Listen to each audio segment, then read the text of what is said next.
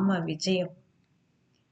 మరాఠీ మూలము శ్రీధర కవి గారికి నమస్కార సాష్టాంగ ప్రణామాలు. తెలుగులో అనువదించిన వారు సాయినాథుని నారాయణరావు గారికి నమస్కార సాష్టాంగ ప్రణామాలు. తిరుమల తిరుపతి దేవస్థానము తిరుమల వారికి నమస్కార సాష్టాంగ ప్రణామాలు తెలుపుకుంటూ అధ్యాయము 35. శ్రీ గణేశాయ నమః. శ్రీ సీతారామచంద్రాభ్యాం నమః. శ్రీ సచ్చిదానంద సమర్థ సద్గురు సాయినాథ మహారాజ్ కి జై. ఓ శ్రీరామ, దేహబుద్ధి లంకను కైవసం చేసుకుని అహంకారి అయిన రావణ్ణి చంపి సద్భావుడైన విభీషణుని సింహాసనం అధిష్ఠించ చేశావు. జనక తనయ జ్ఞానరాశి అయిన సీత రఘురాముని కలిసిన తర్వాత స్వానందం అనే విమానంలో ఆత్మారామునితో బయలుదేరింది.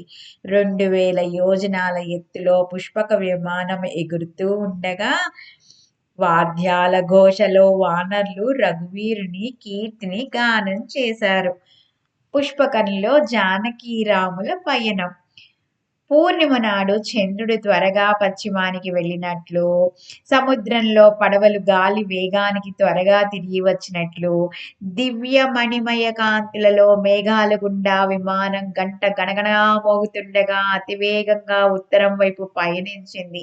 ఆ విధంగా విమానం సాగిపోతూ ఉండగా రవికుల భూషణుడు అసుర కుల కానన దహనుడైన రఘునందనుడు తన వామాంకలలో మెరుపు వెంట మేఘంలా కూర్చున్న వైదేహితో ఇలా అన్నాడు. కాంతా, నేలపైన చూడు, ఆ కనబడేదే దేదీప్యమాన హేమ వర్ణ విలసితమైన లంకా నగరం. ఆవలి ఒడ్డున నికుంభిలా దుర్గం. అక్కడే సౌమిత్రి ఇంద్రజిత్తును వధించారు. మేము నివసించిన త్రికూటాచలం అదే. ప్రాణసఖి, బాగా చూడు. చంద్రముఖి, ఆవలి తీరన యుద్ధభూమిని చూడు. అక్కడే ఘోర యుద్ధం జరిగింది. మహాబలవంతులు పరాక్రమశీలురు అయిన ఎంతో మంది రాక్షసులు నశించారు. వజ్రదంష్ట్రుడు, విరూపాక్షుడు, అకంపనుడు, మత్త మహామత్తం ప్రహస్త ప్రధానులు, భయానక విశాల రూపం గల కుంభకర్ణుడు, దేవాంతక నరాంతక మహోదర కుంభ నికుంభ త్రిశిర మహాసూరులు కూడా ఇక్కడే మరణించారు. జానకి, 7 రోజులు యుద్ధం చేసి రావణుడు కూడా ఇక్కడే విగత జీవిటయ్యాడు. అటువైపు సముద్రం చూడు, అక్కడ నీలుడు సేతువు నిర్మించారు. ఆవలి తీరాన ఉత్తరం వైపు కనబడేదే దర్భశయనం. అక్కడే సముద్రుడు వచ్చి నన్ను కలిశాడు. ముందు కనపడేవి మలయాచల వింధ్య పర్వతాలు. అదిగో కిష్కింద, ఆనందంగా తిలకించు. ఆవలి ఒడ్డున పంపా సరోవరం. అక్కడే వాయుకుమారుడు నన్ను ప్రథమంగా కలుసుకున్నది. సుగ్రీవుని కొరకు నేను వీరుడైన వాలిని వధించింది. అక్కడే శబరి ఉద్ధరింపబడింది. అక్కడ కబంధుడు వధింపబడ్డాడు. ఆ గనపడేదే గోమతీ తీరం. అక్కడే ఖర దూషణ సంహారం జరిగింది. గజగమన, ముందు గనపడేదే పంచవటి. అక్కడ నుంచే రావణుడు నిన్ను తీసుకెళ్ళింది. పద్మనయన, గౌతమి తీరాన కనపడే శరభంగ, సుతీక్ష ఋషి ఆశ్రమాలను, మందకర్ణి నదిని, సింహాద్రిని బాగా వినోదంగా తిలకించు. ఇక్కడే మనం దత్తాత్రేయులు వారు అత్రిముని అనసూయలను కలుసుకున్నది. అదే అగస్త్యాశ్రమం. ముందు కనపడుతున్నదే చిత్రకూటం. భరద్వాజాశ్రమం ముందున్నది. తీర్థాలలో మేటి అయిన ప్రయాగ. అక్కడ దూరంగా కనపడుతుంది నంది గ్రామం. అక్కడే ప్రాణ సమానుడైన భరతుడున్నాడు. దాని కావల శృంగబేరీపురంలో మహాభక్తుడు భక్తుడైన గుహుడు నివసిస్తున్నాడు. ఓ జలజాక్షి, సాదరంగా చూడు, సరయీ తీరాన పరమ సుందరంగా మెరుస్తున్నదే అదే మన నివాస స్థలమైన అయోధ్య నగరం. పరమ స్నేహాదరాలతో చాపపాణి అయిన రాముడు సీతమ్మ తల్లికి అన్నీ చూపించారు. తదుపరి ఆ మోక్ష ప్రదాత ఒక్క క్షణం అగస్త్యాశ్రమంలో విడిది చేయాలనుకున్నారు. రామాజ్ఞతో క్షణంలో విమానం ఋషి ఆశ్రమం చెంత నేలపై దిగింది. ఆ సమయంలో జానకి రమణుడు జానకితో ఇలా అన్నారు: మనం అగస్త్యుణ్ణి కలుసుకుందాం. లోపాముద్ర నిన్ను ఇంటిలోకి తీసుకుపోతుంది. అక్కడ ఎందరో ఋషిపత్నులు నిన్ను చూచి ఎన్నో ప్రశ్నలు వేస్తారు. రావణుణ్ణి తీసుకెళ్ళాడు, రఘుపతి లంకకెలా వచ్చాడు, ఆ కథంతా ఎలా జరిగింది అని నిన్ను అగస్త్య పత్ని ప్రశ్నిస్తుంది. అన్ని విషయాలు చెప్పు, కానీ సేతువు నిర్మించటం గురించి ఆమెకు ఎప్పుడూ చెప్పవద్దు. ఆ కథ ఆమెకు తెలిస్తే నిన్ను చులకన చేస్తుంది అని పలికి రాఘవుడు విమానం నుంచి దిగాడు. అగస్త్య సందర్శనం. వాద్యాల హోరు మిన్నంటగా శిష్యులు పరుగున వెళ్ళి అగస్త్యునితో, స్వామి, భల్లూక వానరులతో విమానం నేలపై దిగింది అని తెలియచేశారు. రఘువీరుణ్ణి తిలకించడానికి తటాలున లేచాడు కుంభ సంభవుడు. అపారమైన శిష్యకోటితో రాముణ్ణి త్వరగా కలుసుకోవటానికి వెంటనే ఆశ్రమం బయటకు విచ్చేశాడు. విమానం నుంచి క్రిందకు దిగి రాముడు ఋషి సమూహాన్ని చూచి ఎదురు రావడం గమనించి బ్రహ్మ ఇంద్రుణ్ణి సాదరంగా కౌగిలించుకున్నట్లు కలశోద్భవుడైన అగస్త్యుడు పరుగున వచ్చి రఘుపతిని హృదయానికి హత్తుకున్నారు. వెంటనే సౌమిత్రిని కూడా ఆలింగనం చేసుకున్నారు. శ్రీరాములు ఋషులందరికీ సాష్టాంగ నమస్కారం చేశారు. రాముల వారు చిరునవ్వుతో, ఈ రోజు ఎందుకు స్వామి ఆశ్రమాన్ని వీడి వెలుపలకు వచ్చారు? గతంలో అరణ్య కథనంలో రావణుడు సీతను ఎత్తుకుపోయిన తర్వాత రామ లక్ష్మణులు ఇరువురు సీతను వెతుకుతూ అగస్త్యాశ్రమానికి వచ్చారు. ఆ సంగతి తెలిసి అగస్త్యుడు రామ దర్శనానికి రాలేదు. ద్వారంలో నుంచే రామ లక్ష్మణులను వెనక్కి పంపివేశాడు. ఆ సంఘటనను గుర్తు చేసి, రఘుపతి, ఆ రాముణ్ణి నేను ఆ రోజు నన్ను ఆదరించలేదు, ఈ రోజు విశేషంగా ప్రేమిస్తున్నారే, కారణమేమిటి విప్రోత్తమా అని ప్రశ్నించారు. సమాధానంగా అగస్త్యుడు, ఓ రాఘవ, ఆ సమయంలో నీవు భార్యరహితంగా వచ్చావు. నీలో ఏ వైభవమూ లేదు. ఆ విపరీత పరిస్థితిని చూచి నేను నీ దర్శనం చేసుకోలేదు. ఇప్పుడు నీవు భార్యా సహితంగా వచ్చావు, అందువలన కలిశాను. గౌరవమంతా స్త్రీకే.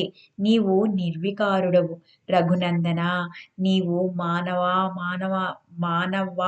అవమానాలకు అతీతుడవు. నీవు సచ్చిదానంద పరబ్రహ్మవు. నీవు అజిత ఆప్త కాముడవు. ఏ ఉపాధి లేనివాడవు, నిర్గుణుడవు, అనామకుడవు. నానా వికారాలు హెచ్చుతగ్గులు అన్నీ స్త్రీకే. రాఘవ, కలశోద్భవుని ప్రత్యుత్తరానికి రఘువీరుడు ఆనందించి ఆశ్రమంలోనికి కుంభ సంభవునితో కలిసి వెళ్ళాడు. అగస్త్యుని భార్య లోపాముద్ర వచ్చి జానకమ్మ తల్లి చెయ్యి పట్టుకుని ఆశ్రమంలోనికి తీసుకువెళ్ళి పూజించి ఇలా ప్రశ్నించింది: వైదేహి, నిన్ను రాముడు అమితంగా ప్రేమిస్తారు కదా, నీవు లేని విరక్తితో ఆయన మానసిక పరిస్థితి ఎలా ఉన్నది? వనాల్లో సంచరించేటప్పుడు నీవు అలసిపోతే రాముడు నిన్ను ఎలా సంతోషపెట్టేవాడో మాకు తెలియజేయవలసింది అని అడగగా, ముల్లోకాలకు అధిపతి శ్రీరాముని పట్టపురాణి అయిన వైదేహి బ్రహ్మానందంతో శ్రీరాముని ప్రతాపాన్ని కొనియాడింది. శ్రీరాముల వారు పరమదయామయులు, నన్ను ఎంతో ప్రేమించారు. నీవు స్త్రీలోలుడు అనుకుంటున్నావు, కానీ రాముడెన్నటికీ కాదు. ఆయన అపారమైన దయాశాలి. నాతో అమితంగా చెలిమి చేశారు. సదా విరక్తుడు, నిష్కాముడు అయిన ఆయనకు నామరూపాలు లేవు. నన్ను రావణ్ణు తీసుకెళ్లితే దయాసాగరుడైన రఘురాముడు నానావిధ ప్రయత్నాలు చేసి నన్ను విడిపించారు అని తెలిపితే లోపాముద్ర, సీత, నిన్ను లంకానాథుడు ఏ విధంగా తీసుకెళ్లాడు? జానకి, రమణుడు నిన్నెలా విడిపించాడు? ఆ వైనం మాకు వివరంగా తెలిపవలసింది అని అడిగింది. వైదేహి ఆనందంగా, నేను లేడి చర్మంతో ఒక పయ్యద కావాలని కోరాను. సంగతి తెలిసినంతనే హుటాహుటిగా అయోధ్యానాథుడు అడవిలోకి పరిగెత్తాడు. వెనకనే అతిథి వేషంలో రావణుడు వచ్చి నన్ను తీసుకెళ్ళాడు. నా వియోగంలో రాముడు వృక్షాలను, పాషాణాలను ఆలింగనం చేసుకున్నారు. నా కోసం సుగ్రీవుని స్నేహం చేసి వాలిని సంహరించి వానరులందరితో మైత్రి చేశారు. నన్ను వెదకటానికి వాయునందనుని పంపగా లంకా నగరాన్ని కాల్చివేసి లంకకు రాముణ్ణి తీసుకుని వచ్చారు. అష్టాదశ పద్మ వానరులతో శ్రీరామచంద్రుడు వచ్చి లంకా నగరాన్ని చుట్టుముట్టి అపారమైన యుద్ధం చేశారు. రావణ్ణి సంతతినంతా యుద్ధంలో సంహరించి విభీషణ్ణి పట్టాభిషిక్తుణ్ణి చేసి పుష్పక విమానంలో తిరిగి వచ్చారు. నేను భూమిపై చూడగా శతయోజన విస్తీర్ణమైన సేతు బంధనాన్ని అద్భుతంగా రాళ్లతో నిర్మించారు. సముద్రాన్ని రాళ్లతో బంధించడం నాకు ఎంతో ఆశ్చర్యం కలిగించింది అని సీతారాముని హెచ్చరిక విస్మరించి సేతు చరిత్ర అంతా సవిస్తరంగా వివరించింది. వెంటనే లోపాముద్ర పాషాణాలతో సముద్రాన్ని బంధించడం ఏం పెద్ద సాహసం! ఒక్క బాణంతో సాగరాన్ని శోషింపచేయవచ్చును గదా! నా భర్త క్షణంలో సముద్రం మొత్తాన్ని తాగేశాడని చులకన చేయగా, సీతమ్మ తల్లి రఘురాముని గూర్చి ఈమె చులకనగా మాట్లాడుతున్నదే, ఏం జవాబు చెప్పాలా అని ఒక్క క్షణం ఆలోచించి, రఘురాముడు శరీరాన్ని సంధిస్తే సప్త సముద్రాలు నీటి చుక్క లేకుండా పోతాయి. జలచరాలన్నీ విగత జీవులవుతాయి. రాముని వద్దనున్న వానరగణమంతా అమిత బల సంపన్నులు. సప్త సముద్రాలను ఒకేసారి ఆపోసన పట్టగలరు. వారు పరమ పవిత్రులు. నీ భర్త మూత్రాన్ని వారు ఎలా త్రాగగలరు? అందువలన సేతుబంధనం జరిగింది. లేకపోతే క్షణంలో సముద్రుని ఆచమనం చేసి ఉండేవారు అని బదులివ్వగా, లోపాముద్ర నిరత్తురాలై జానకమ్మ తల్లిని పూజించి సంతోషపరిచింది. అగస్త్యుడు రఘునందన్ని పూజించిన తర్వాత అయోధ్యాపతి ఋషులందరి అనుమతి గైకొని సీతా సహితంగా పుష్పక విమానంలో ఆసీనులయ్యారు. పుష్పకం గాలిలోకి లేచి అయోధ్య దిశగా బయలుదేరింది. ఇంతలో ప్రయాగా నది తీరాన ఉన్న భరద్వాజ మహర్షిని దర్శించాలన్న కోరిక కలిగింది. వెంటనే ప్రభువు అభిష్టాన్ని అనుసరించి విమానం నేలపైన దిగింది. మహానదులన్నీ వడివడిగా సముద్రాన్ని చేరినట్లు భరద్వాజ మహర్షితో సహా అసంఖ్యాకంగా మునీశ్వరులు నలువైపుల నుంచి పరుగున వచ్చారు. రఘురాములు నేలపై దిగగానే ఋషులకు నమస్కరించారు. రాముని భరద్వాజ మహర్షి ప్రేమగా ఆలింగనం చేసుకున్నారు. భరద్వాజ మహర్షి, ఈ రోజు నా జన్మ ధన్యమైంది. అయోధ్యాధీశుడు నా గృహానికి ఇచ్చేశారు అని ఎంతో సంతోషించారు. తదుపరి భరద్వాజులు ప్రేమగా లక్ష్మణుని కౌగిలించుకున్నారు. ఆ రోజున రఘునందన్ని తన ఆశ్రమంలో విడిది చేయమన్నారు. జగదాత్మైన రఘునందనుడు స్నేహపూర్వకంగా హనుమంతునితో ఇలా అన్నారు.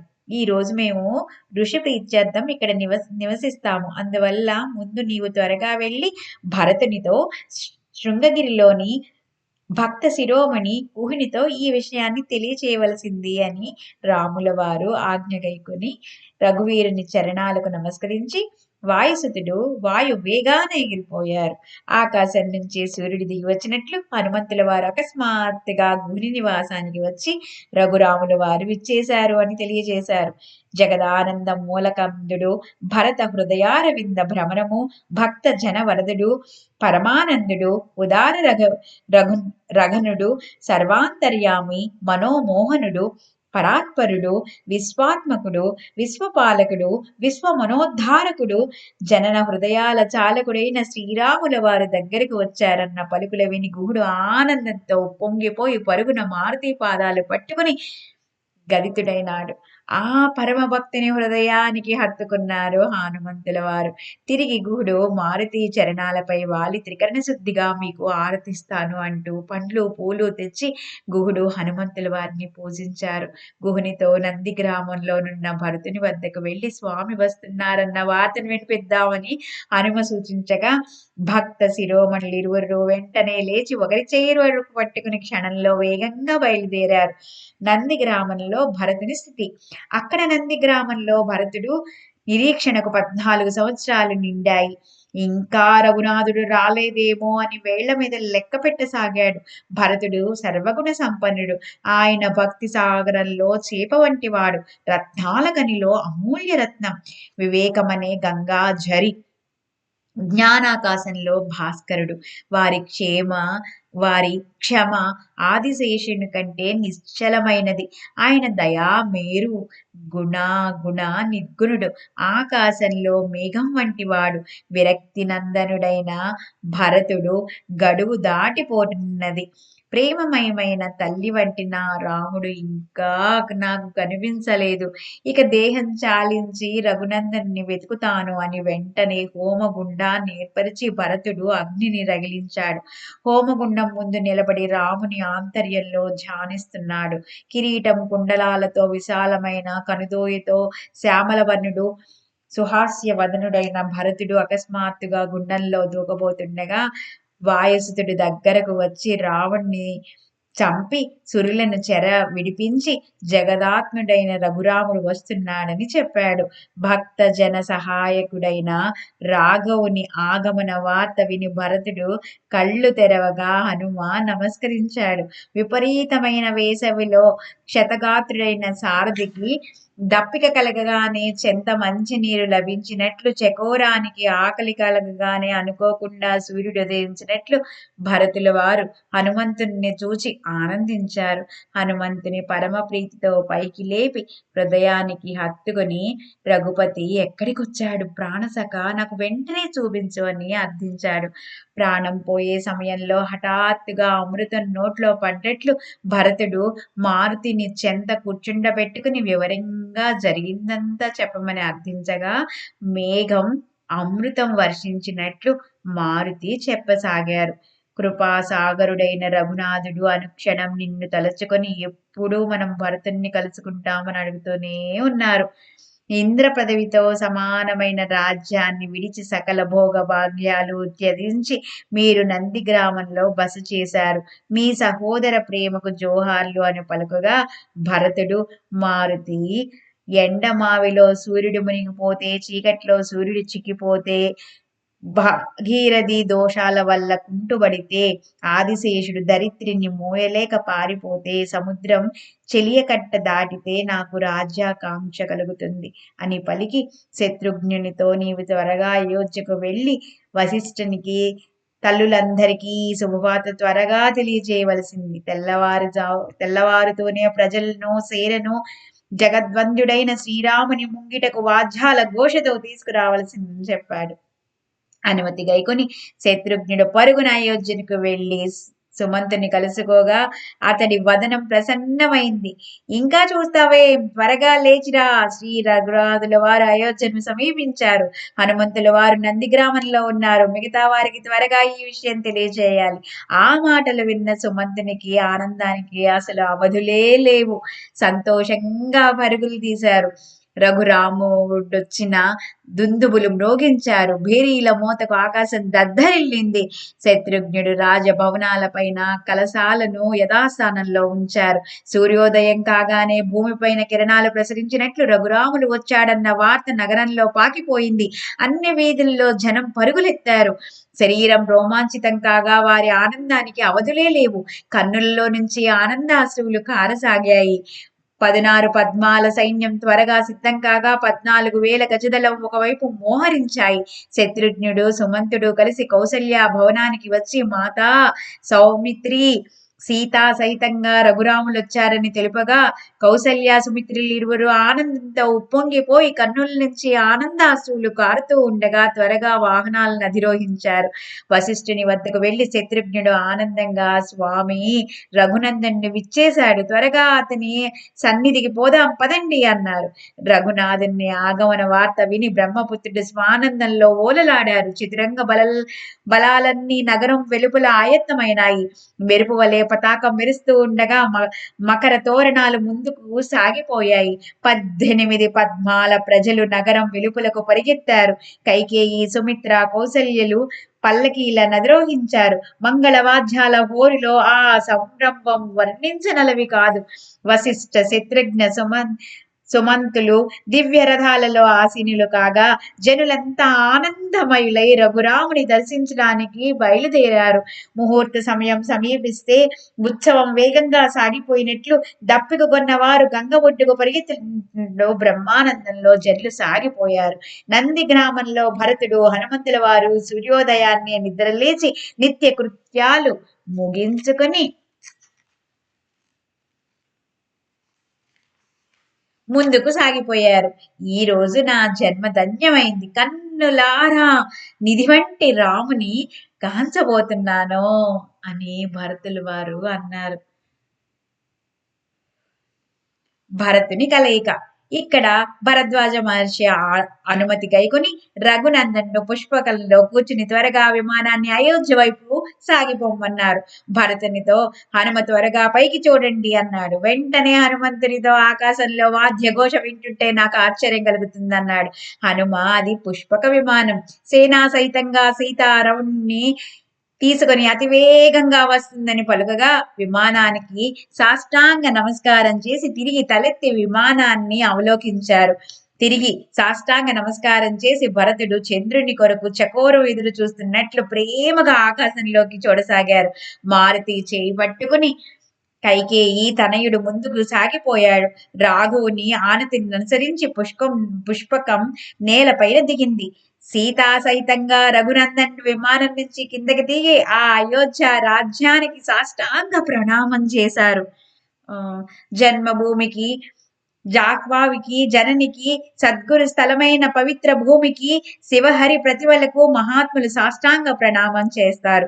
అంతేకాక తాపసులకు, వేదజ్ఞులకు, వృద్ధులకు, బ్రాహ్మణులకు, యజ్ఞ ప్రసాదానికి, ధ్వజానికి, బలిపీఠానికి, సమాధి స్థలానికి మహాపురుషులు నమస్కరిస్తారు. సత్యవ్రతుడైన రఘునాథుడు అయోధ్యకు నమస్కరించడం హనుమంతునితో సహా భరతుడు కూడా చూసి అష్టభావాలు ముప్పరిగొనగా శ్రీరామునికి ప్రణమిల్లారు. శ్రీరామ వియోగం చేత శరీరమంతా కృషించిపోగా భస్మధారియే వల్కలాలు ధరించి తాపసి వలె ఉన్న భరతుని గాంచి సీతారాముడు కలవరపడ్డాడు. తమాల నీలుడైన రఘువీరుని నేలపై నడుస్తూ ఆవు లేగదూడ వద్దకు వెళ్ళినట్లు వేగంగా వెళ్ళాడు. అలాగే భరతుడు లోబి ధనాన్ని చూడగానే పరుగున వెళ్లి కౌగిలించుకున్నట్లు శ్రీరామ చరణాలపై మోకరిల్లాడు.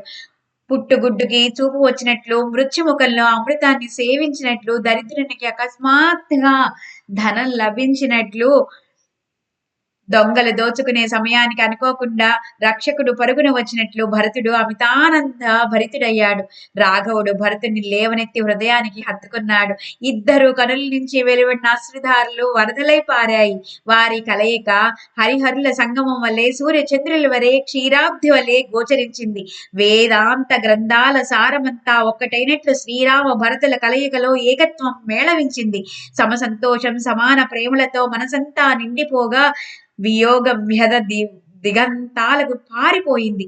ఎంతసేపు ఆలింగనం చేసుకున్నా తనివి తీరలేదు.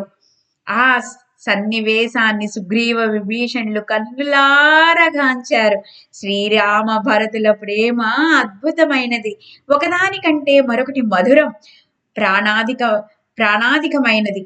సహోదరుడు, సాధువు, విరక్తుడు, భక్తుడు, ఈ 4 విధాలుగా భరతుడు వందనీయుడు. రాజ్యాన్ని వదిలి అరణ్యాలలో 14 సంవత్సరాలు నివసించాడు. ఆ సహోదర ప్రేమను మనలో లేదు. ఒకరి ప్రాణాలు మరొకరు తీసుకుంటున్నాము. ఇప్పుడు రఘునాథుని దాసులమైనందున ముల్లోకాలలో కూడా కీర్తించబడుతున్నాము. కానీ వాలి, రావణులిరువురు ధన్యులు. వారు విరోధంతోనే సచ్చిదానంద స్వరూపుడైన రఘునందన్ని చెలిమి చేశారు. లేగదూడ ప్రేమగా ఆవు పొదుగుకై పరుగులినట్లు భరతుడు పరుగున వచ్చే ప్రేమపూర్వకంగా జానకమ్మ తల్లి చరణాలకు ప్రణమిల్లాడు. తదుపరి భరతుడు, లక్ష్మణుడు పొంగిన ప్రేమతో ఒకరినొకరు ఆలింగనం చేసుకున్నారు. సుగ్రీవ విభీషణులతో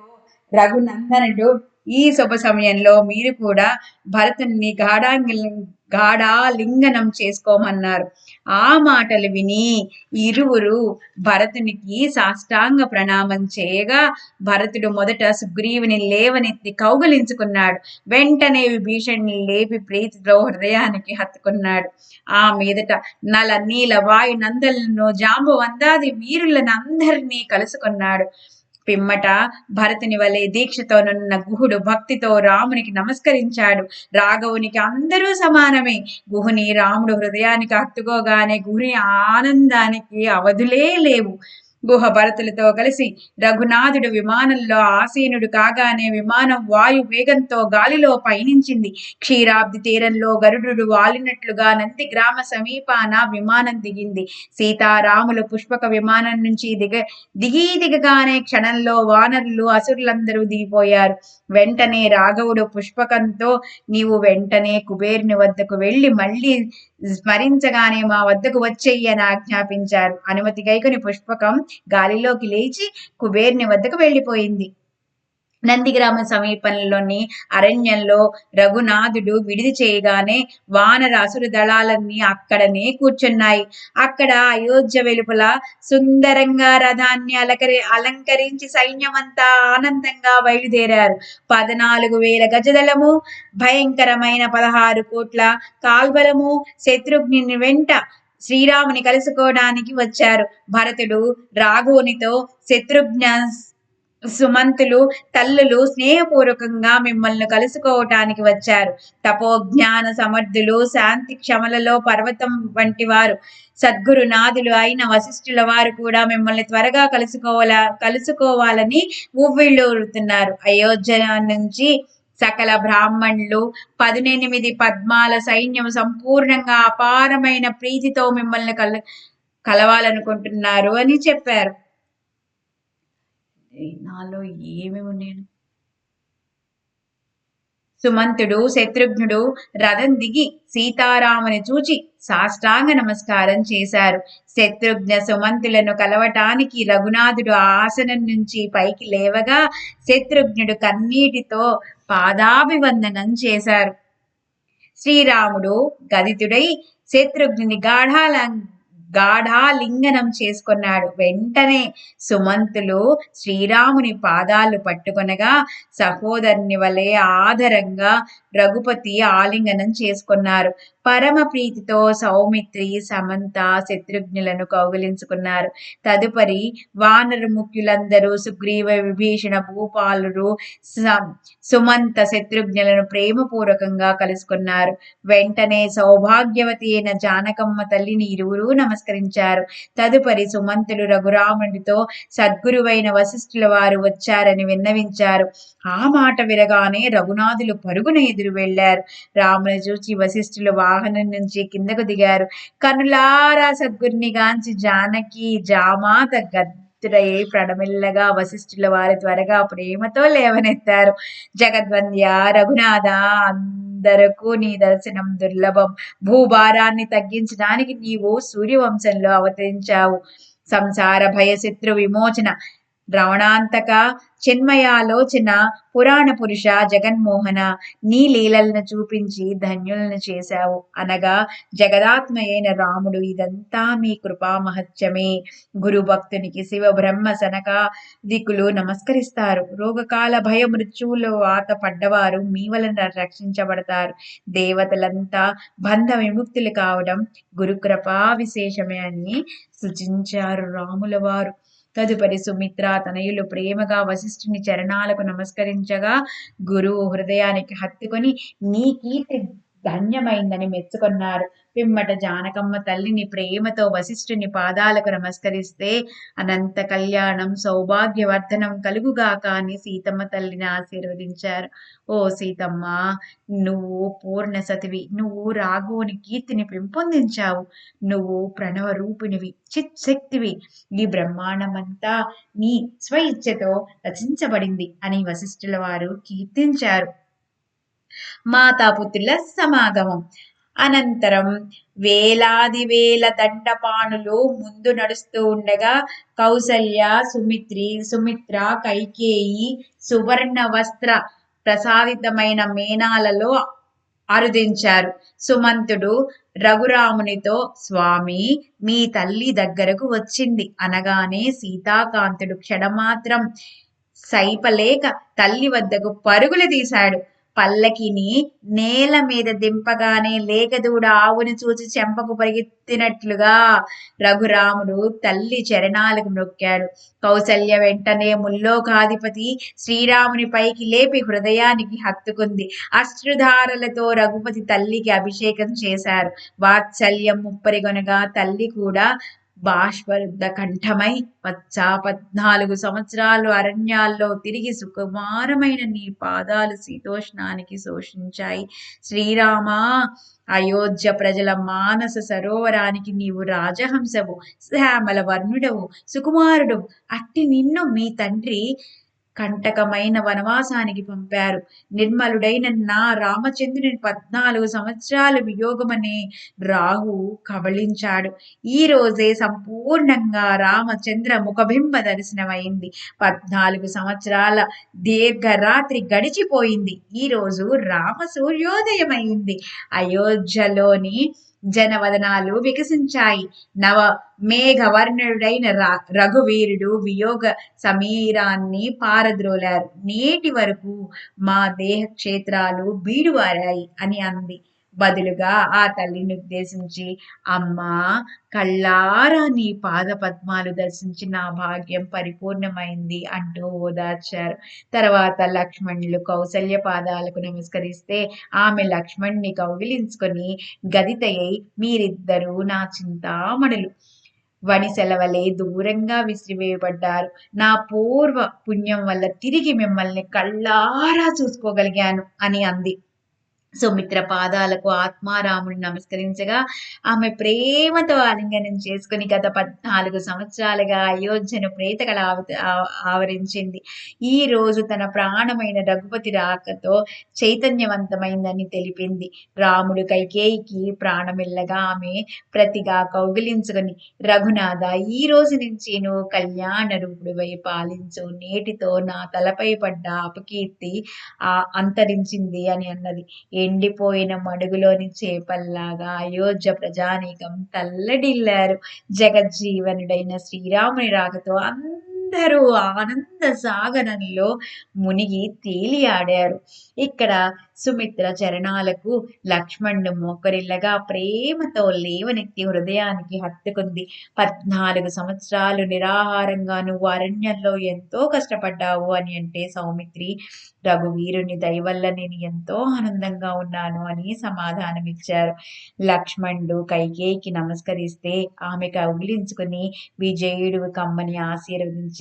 తర్వాత కౌసల్య చరణాలకు మంగళ జనని జానకమ్మ తల్లి ప్రణమిల్లగా కౌసల్యం హృదయాలింగనం చేసుకుని, 14 సంవత్సరాలు నువ్వెంతో శ్రమించావంటూ ప్రేమతో జానకి వేలికి నవరత్న ముద్రికను తొడిగింది. అనంతరం సుమిత్రాదేవికి ప్రణమిల్లగా ఆమె, ఓ తల్లి, నువ్వు అరణ్యంలో ఎంతో కష్టపడ్డావు అని తన మెడలోని మాల తీసి జానకమ్మ తల్లికి వేసి ప్రేమగా హృదయానికి హత్తుకుంది.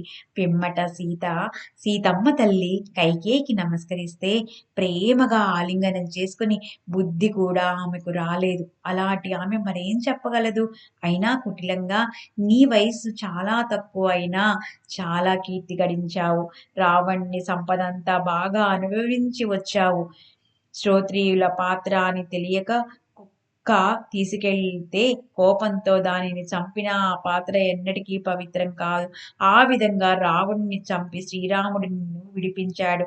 ఒక్కొక్కరికి ఒక్కో విధంగా త్రిలోక ఖ్యాతి చేకూరుతుంది. శ్రీరాముడు అరణ్యాల్లో కష్టించాడు, కానీ నీవు లంకలో సుఖంగా ఉన్నావు. అక్కడ నీవు పొందిన ఆనందం ఇంకా నీకు బాగా గుర్తుండే ఉంటుంది అన్న కైకి మాటలకు సీతమ్మ తల్లి అపవిత్రునికి జవాబు చెప్పడం ఉత్తమునికే చేటు అన్నట్లుగా మౌనంగా లేచి వెళ్ళి కౌసల్య పక్కన కూర్చుంది. శాంతి చెంత క్షమ నిరంతరం శోభిల్లినట్లు ఆ ఎక్కడ సదా ప్రేమ ప్రీతి లాస్యం చేస్తాయో అక్కడ భక్తి ఉన్నట్లు, ఎక్కడ చిత్తవృత్తులు నిశ్చయమవుతాయో ఆ స్థలాన్ని ఎన్నటికీ వదలకూడదన్నట్లు భావకులైన దుర్జనులను వదిలి మహాత్ముల చెంత వసించినట్లు జగన్మాత జానకమ్మ తల్లి కౌసల్య వద్దకు చేరి శాంతించింది. శ్రీరామ విజయ గ్రంథం రసవంతం. అందులో ఉత్తరకాండ కలశం వంటిది. ఇక పైన అయోధ్య ప్రవేశం కథను సావధానంగా అవతరించండి. మంగళ స్నానాలు చేసి భోజనం స్వీకరించి మంచి సుముహూర్తంలో శ్రీరాముల వారు అయోధ్యలోకి ప్రవేశించబోతున్నారు. శ్రీధర వరద రాఘవేశ బ్రహ్మానంద పురాణ పురుష నీ దాసునికి దయతో అక్షయ పదాన్ని ప్రసాదించవలసింది. స్వస్తి. శ్రీరామ విజయ గ్రంథం సుందరమైనది. వాల్మీకి విరచిత శ్రీమద్ రామాయణ మహాకావ్యం ఆధారంగా రచించబడింది. చతురులైన భక్తులు ఎల్లప్పుడూ ఈ రామకథను శ్రవణం చేస్తూనే ఉంటారు. శ్రీ సీతారామచంద్రార్పణమస్తు. 35వ అధ్యాయం. మధురం మధురం మధురం మధురం. శ్రీరామ రామ రామేతి రమే రామే మనోరమే సహస్రనామ తత్తుల్యం రామనామ వరాననే. శ్రీరామ రామ రామేతి రమే రామే మనోరమే సహస్రనామ తత్తుల్యం రామనామ వరాననే. శ్రీరామ రామ రామేతి రమే రామే మనోరమే. స్వస్తి. సాయి.